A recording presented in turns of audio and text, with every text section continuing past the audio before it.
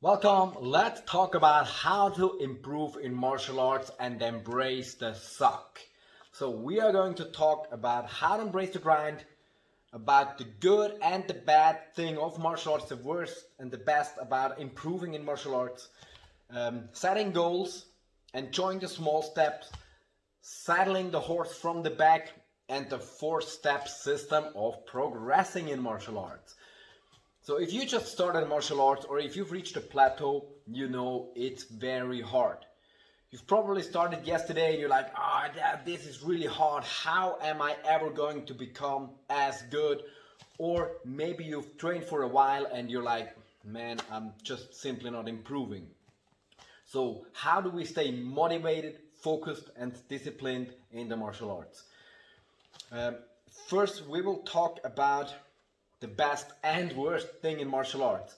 So it's a huge progress you can make, and that's really bad because it means you need to improve in a gazillion things and you're probably overwhelmed by it, right? It's in boxing and teachers says, no, step like this, upright, keep your elbows in, blah blah blah. And in jiu-jitsu it's like this and this and this detail and 12 steps to complete a technique. So it's a whole lot. That is really frustrating and bad, but it's also the best thing about martial arts because it means you can improve a whole lot, right?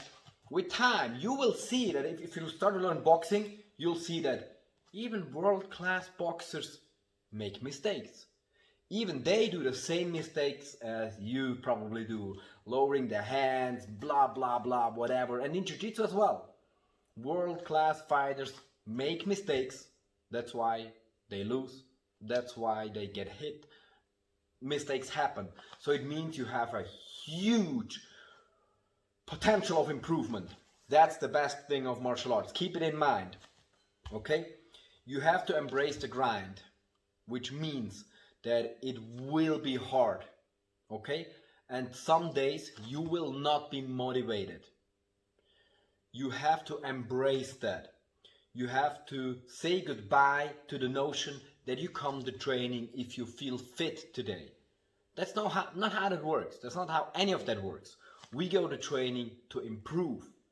We don't go to training to show how good and strong we already are, right?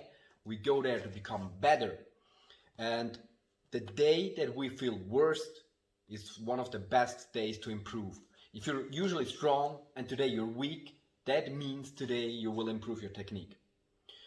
If you feel weak, that's the moment when probably somebody will attack you, so you have to be prepared for it. And if you're a competitor, the first 30 seconds you're Mike Tyson, right? You're not fucking Mike Tyson, probably. But you'll feel like Mike Tyson for the first 30 seconds and thereafter you will feel like his opponents felt. So you have to learn how to fight when you're tired and feeling bad. And guess what? The best way to do is come to training when you're tired and feeling bad. Unless, of course, you are injured or ill that stops you from training. But if you just, today I'm too tired, come to class and be surprised. Be surprised. You think you're gonna perform 5%, but you perform at least 50%, maybe even 70 or 80%. It's gonna be awesome. Okay?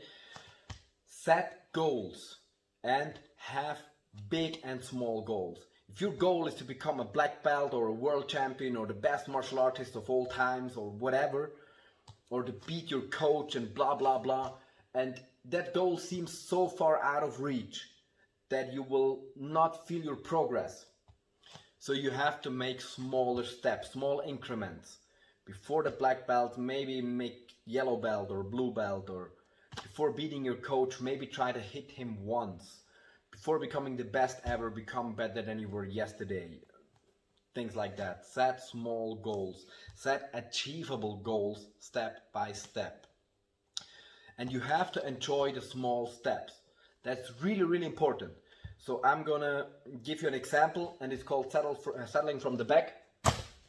So I try to figure out who's the next one to beat, right? Like in a video game, okay? I want to beat the coach but until I can beat him, I need to beat the second to worst. I'm the worst guy in gym probably, so the second weakest guy, I have to beat him. But maybe I cannot even beat him. So instead of trying to beat him, I try to apply one technique successfully. If that doesn't work, I'll try to defend one technique successfully.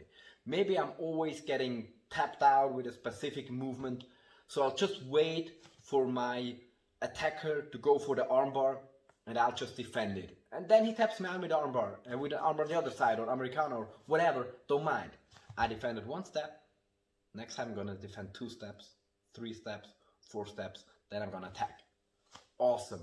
So that's one of the small steps. Okay, I'm always getting hit in the liver. I'm just gonna keep my elbow here, and as soon as I feel I defended one hit on the liver, I'm like, I did it. Awesome. That's great.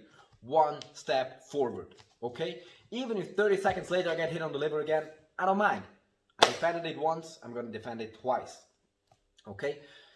4 steps of success is especially important for Jiu-Jitsu, but it's the same for all martial arts. So the goal is to win the fight, to tap your opponent out, knock him out, whatever. But before that, first I need to stop losing immediately. Okay, so I need to stop the immediate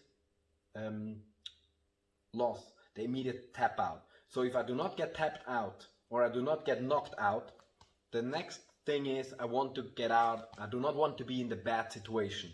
So I do not want to be on bottom position, or I do not want to be in cover and getting hit on, even if I defend. Next step is gain top position, gain the overhand, right? So I want to be in a position where I can hit, or I want to be on top, mount, side mount, whatever, where I can attack. And then the dessert. Then I will want to finish. That's the last step. And it's so hard to reach. That's why it's so frustrating in martial arts. Many times you're like, yeah, okay, my next goal is I want to beat this guy. But he's one step ahead. And even if it's just 10 or 15% better, it's almost impossible to beat him. And he continues training as well, right? So it's even harder. So just one little step. Instead of tapping in 30 seconds, I want to tap in 31 seconds, 35, 40 seconds. Instead of always tapping to the armbar, I want to tap to the Americana. One step at a time. Really embrace that.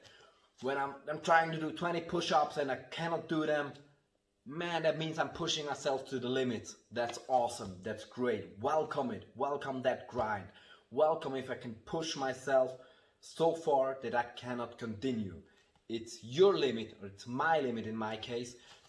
Maybe my limit is before I almost pass out. It's just I cannot push myself further today. Maybe tomorrow I can. So whatever is my limit that I can train safely and securely, which we're going to talk about in another video. Safe training and stupid training, smart training and good training. So today, that's it. That's how you improve in martial arts. That's a 4-step system, and that's how to set small goals, smash them, how to be disciplined, even if you're not motivated. Welcome that lack of motivation. I try to duplicate on that, so you don't forget, if I'm not motivated, I'll still come. Just to be here. That's the number one thing. It's martial arts. It's about fighting. It's about coming and trying.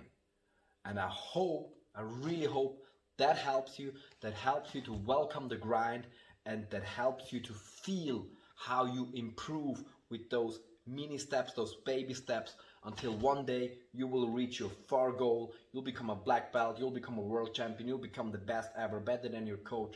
Whatever your goal is, feeling secure at night, whatever it is, reach that goal with small baby steps. Hope that helped you, and see you next time.